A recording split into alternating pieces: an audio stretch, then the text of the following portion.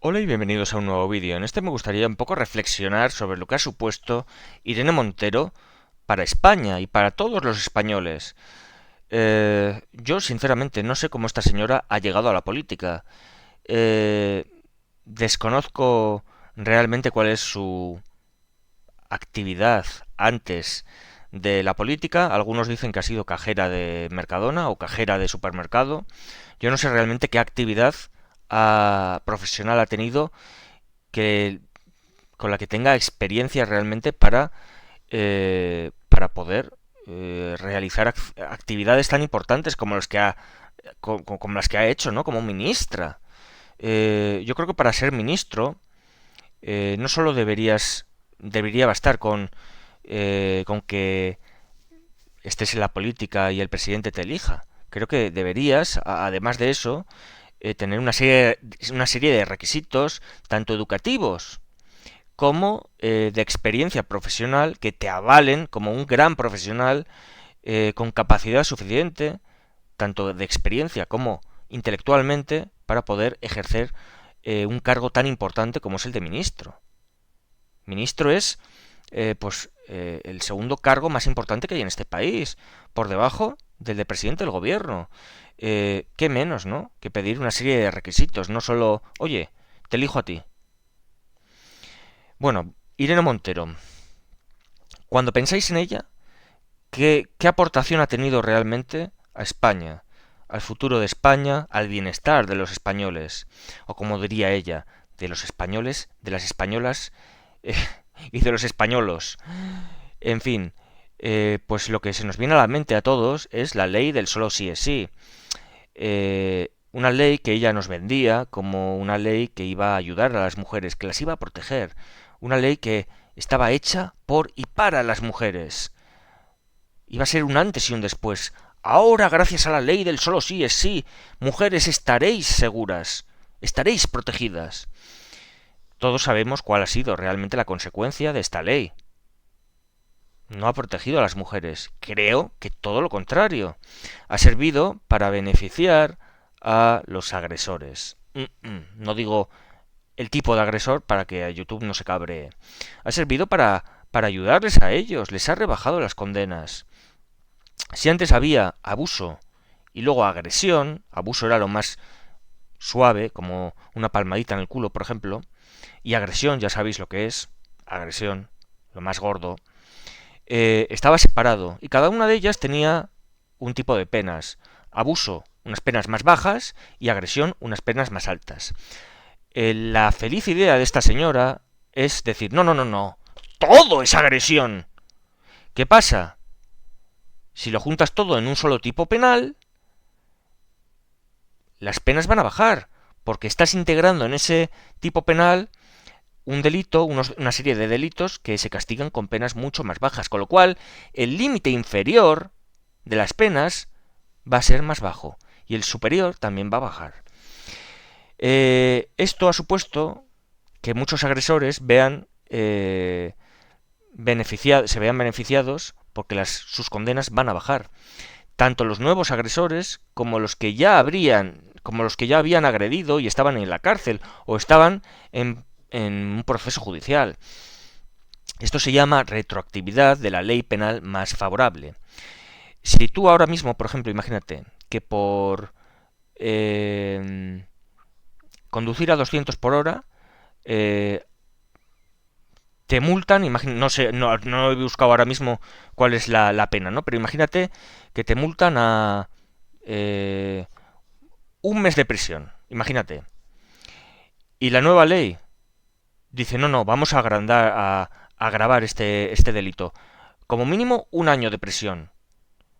Pues como el nuevo tipo penal es más gravoso para el delincuente, es más perjudicial, no se aplica retroactivamente, no se aplica a los delitos cometidos antes de aprobar esa ley. Pero, si es al revés, si antes se castigaba con un año y ahora con solo un mes, se aplica a todos los que ya están condenados, a todos los que ya han cometido ese delito antes. Retroactividad de la ley penal más favorable. Esto viene en el artículo 2.1 o 2.2 del Código Penal, ahora no recuerdo, ¿no? Pero vamos, nada más abrir el Código Penal. Lo busco para que veáis lo rápido que se busca esto. Es que es donde empieza el Código Penal. Es en la primera página del Código Penal. Primero están, obviamente, los índices, que son índices muy largos, pero nos vamos. Esta es la primera página. Esta es la primera página del Código Penal. Esta es la primera página del Código Penal, perdón. Y esta la segunda. Pues fíjate, en este preciso código, en esta edición que tengo yo, está en la primera página. Artículo Artículo 2. Y retroactividad de las normas penales. En el primero te pone 2.1. No será castigado ningún delito con pena que no se halle prevista en ley anterior a su perpetración. Carecerán igualmente de efecto retroactivo las leyes que establezcan medidas de seguridad. Vale. 2.2. No obstante, tendrán efecto retroactivo aquellas leyes penales que favorezcan al reo. Artículo 2.2 del Código Penal, Irene Montero. Te lo dijimos antes de que se aprobara esa ley del solo sí es sí. Te lo dijimos una y otra vez. No hay que ser un experto en derecho. No hay que tener un título de abogado colgado aquí en la pared para saber esto. Un estudiante de primer año de carrera de derecho te podría haber aconsejado, te podría haber dicho esto mismo que te estoy diciendo yo ahora. Esto se estudia en Derecho Penal 1, en primer curso, en primer cuatrimestre.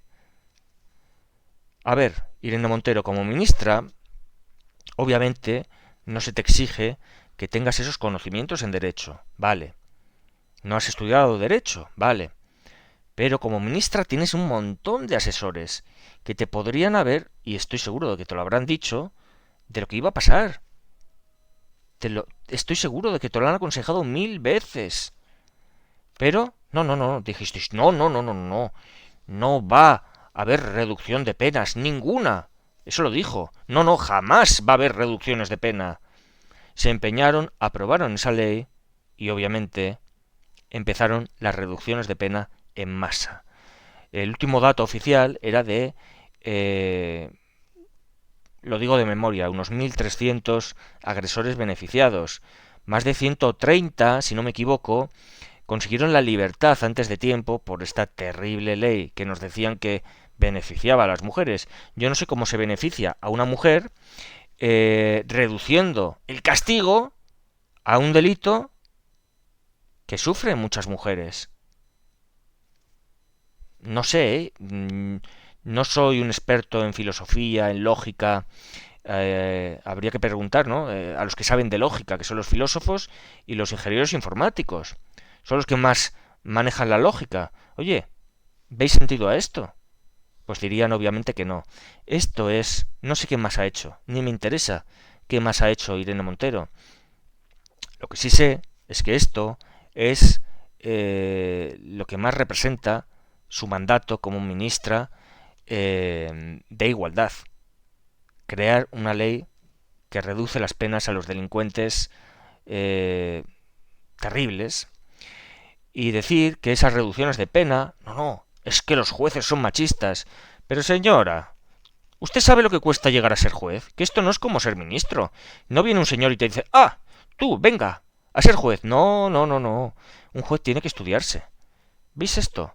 Ley de enjuiciamiento criminal. Se lo tiene que saber de memoria. Esto, que es el Código Penal, se lo tiene que saber de pe a pa. Código Civil, por supuesto Constitución Española, un montón de leyes. Se lo tiene que saber todo de pe a pa porque la oposición va a sacar unas bolitas al azar y va a tener que cantar los temas que saque. Los va a tener que cantar de memoria ante un tribunal. Esa es la posición de juez. Ahí no te regala nadie nada.